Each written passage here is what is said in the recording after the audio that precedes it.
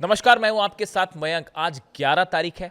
पिछले 12 घंटों के अंदर अमेरिका, ईरान और इजराइल के बीच किस तरह से जंग एक भयानक मोड़ लेती जा रही है, इस पर हम चर्चा करेंगे। साथ ही आपको यह भी बताएंगे कि कहां पर हमले हुए हैं, 12 घंटे के लेटेस्ट अपडेट क्या है। इसके साथ 2-3 बड़े सवालों के जवाब देने की कोशिश होगी।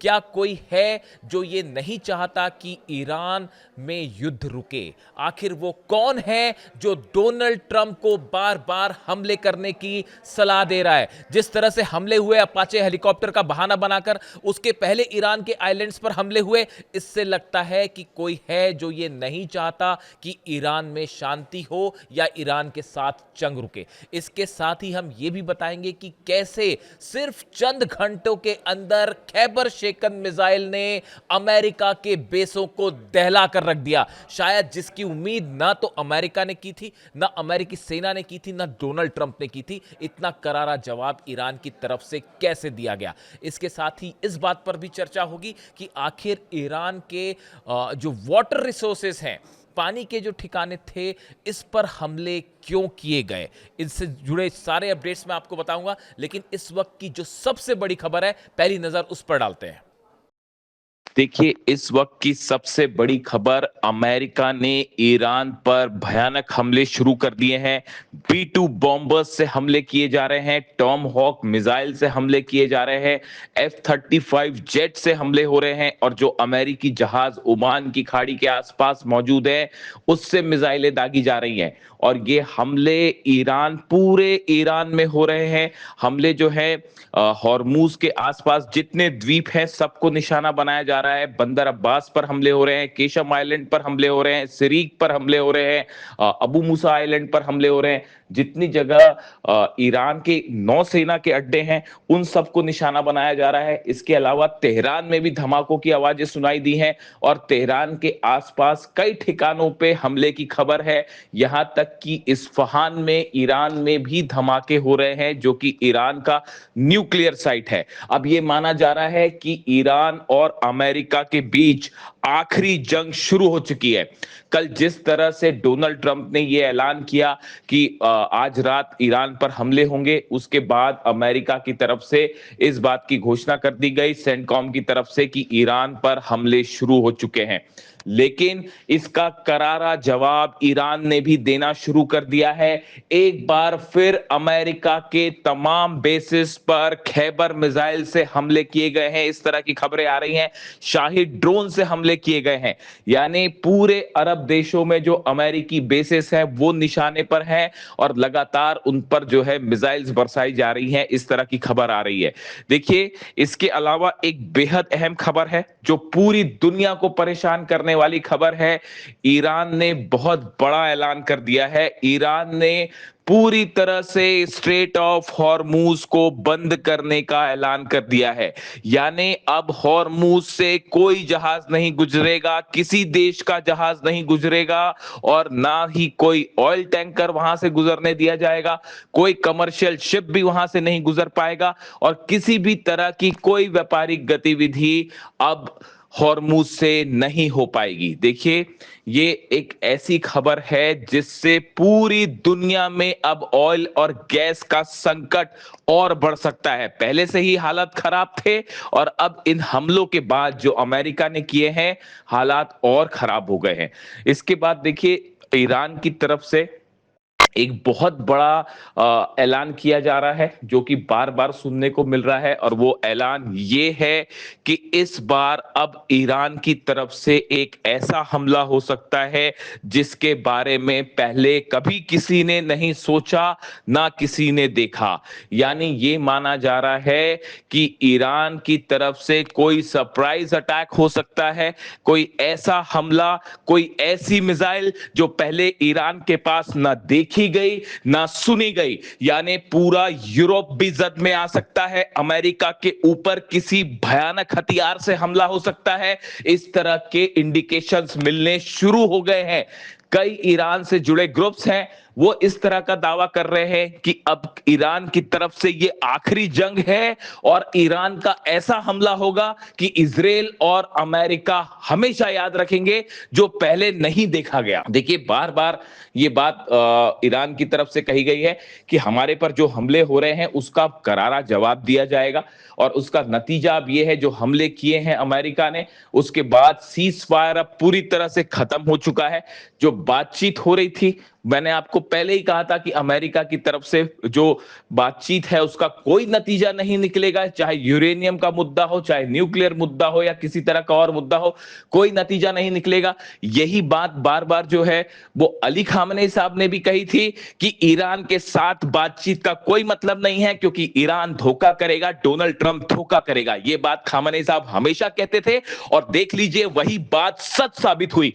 पूरी दुनिया देख रही है इस बात को कि धोखे से अमेरिका ने हमला किया, धोखे से इजराइल ने हमला किया, और बहाने बना के हमले किए गए। यानी पर्दे के पीछे कोई है जो ईरान के साथ डील नहीं होने देना चाहता। कुछ ताकतें ऐसी हैं जो ये चाहती हैं कि जिस तरह से रूस और यूक्रेन का जंग लगातार चलती रहे और रूस उलझा रहे, इसी तरह से कुछ लोग ये चाहते हैं कि ईरान जंग में उलझा रहे और यहां शांति ही ना हो। ईरान के हथियारों को खत्म किया जाए, रिसोर्सेस को खत्म किया जाए, और लंबी जंग को खींचा जाए ताकि ईरान को हराया जा सके। ये बहुत बड़ी साजिश हो रही है, लेकिन ईरान की सेना ने करारा जवाब देने का फैसला कर लिया है, और ईरान की सेना की तरफ से ये बात कही गई है कि जितने हमले हम पर हुए हैं उनका अब वो जवाब दिया जाएगा जो जिसको इतिहास याद रखेगा, तारीख याद रखेगी। यानी अब एक ऐसी जंग छिड़ चुकी है जिसका अंजाम अब क्या होगा कोई नहीं जानता। पूरे अरब देश खतरे में हैं इस समय। हालात ये हैं कि सऊदी से लेके, बहरीन से लेकर यूएई, जॉर्डन, कतर, जितने देश हैं सब पर इस समय भयानक हमलों का खतरा मंडरा रहा है। पूरे अरब देश सेल्फ डिफेंस में जुट गए हैं। कल देखिए 21 ठिकानों पर ईरान ने हमले किए, और इन हमलों का नतीजा यह हुआ कि बहरीन में अमेरिकी नेवी बेस के ऊपर मिसाइल गिरी हैं, और वहां भारी नुकसान की खबर है। बहरीन में जो फिफ्थ फ्लीट का हेडक्वार्टर है उसके ऊपर सीधा मिसाइल गिरी है, और उसका बहुत बड़े नुकसान की वहां पर खबरें आ रही हैं। उसी तरह से जॉर्डन में अमेरिकी बेसिस पर जो हमले हुए हैं उसमें ये खबरें हैं, इस तरह की सोर्सेस से खबरें आ रही हैं कि F-35 जेट्स के हैंगर पर जो बम गिरे उसमें कई F-35 जेट्स को नुकसान भी हुआ है। ये बात अभी कबूल नहीं की जा रही है अमेरिका की तरफ से, और ना ही कुछ कहा जा रहा है, लेकिन हकीकत यह है कि कई F-35 जेट जो कि जॉर्डन में हैंगर्स में थे उनको नुकसान पहुंचा है, क्योंकि उनके ऊपर मिसाइल और ड्रोन अटैक हुआ है। इसी तरह से कुवैत में भी हमले जारी हैं। यानी कई ऐसे मिलिट्री बेसेस हैं जिस पर ईरान की तरफ से ताबड़तोड़ हमले किए गए, और इन हमलों से अमेरिका और पूरी अमेरिकी सेना और लीडरशिप हैरान रह गई। किसी को अंदाजा नहीं था, डोनाल्ड ट्रंप को अंदाजा नहीं था कि इतना जबरदस्त पलटवार करेगा ईरान, लेकिन ईरान की सेना ने बिना वक्त गवाए खैबर मिसाइल से ये हमले किए गए हैं, शाहिद ड्रोन से ये हमले किए गए, और उसका नतीजा ये हुआ कि एक हेलीकॉप्टर, जो अपाचे हेलीकॉप्टर तबाह हुआ था अमेरिका का, उसके बदले ये हमले किए गए, और अब बड़ा नुकसान हो चुका है अमेरिका का। यही वजह थी कल रात को डोनाल्ड ट्रंप की तरफ से प्रेस कॉन्फ्रेंस की गई, और ये कहा गया कि अब ईरान को जो है वो कीमत चुकानी पड़ेगी, ईरान के ऊपर बड़े हमले होंगे, इस तरह की बातें सामने आई, और उसके बाद अब ये आखिरी जंग शुरू हो चुकी है। अब सवाल ये है, यहां से जो आगे देखने वाली बात है कि क्या इजराइल की तरफ से भी हमले होंगे, मिलकर एक साथ हमले होंगे। ऐसा अंदेशा जताया जा रहा है कि जल्द ही इजराइल की तरफ से भी हमले शुरू हो जाएंगे, और ये जंग फिर उसी रूप में पहुंच जाएगी जहां से शुरुआत की गई थी।